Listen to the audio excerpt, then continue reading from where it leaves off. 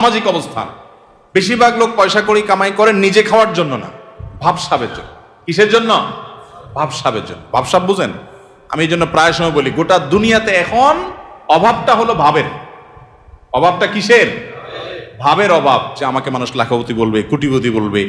অনেক লোক দেখবেন যে বিদেশে হয়তো উনি সাধারণ একটা কাজ করেন, কিন্তু দেশে আইসা মাশাআল্লাহ কোট টাই বুট, ঢাকা শহরে হয়তো কোনো একটা দোকানে কাজ করেন, কিন্তু গ্রামে যায় মাশাআল্লাহ এমন ভাবে পরিপাটি হয়ে যান যে উনি ঢাকা শহরের বিশাল শিল্পপতি। আছে না নাই? তো বেচারা এত কষ্ট কেন করতেছে? তার দরকার একটু ভাব। তার কিসের দরকার? ভাব। এটাকে বলে সামাজিক অবস্থান। হব্বে যা, এটা মানুষকে কুরে কুরে শেষ করে দেয়, একদম ধ্বংসের দ্বার প্রান্তে নিয়ে যায়। এই জন্য ডিপ্রেশন থেকে মুক্তি পেতে চান, একমাত্র পথ আল্লাহর আনুগত্য এবং গোলামিতে ফিরে আসেন।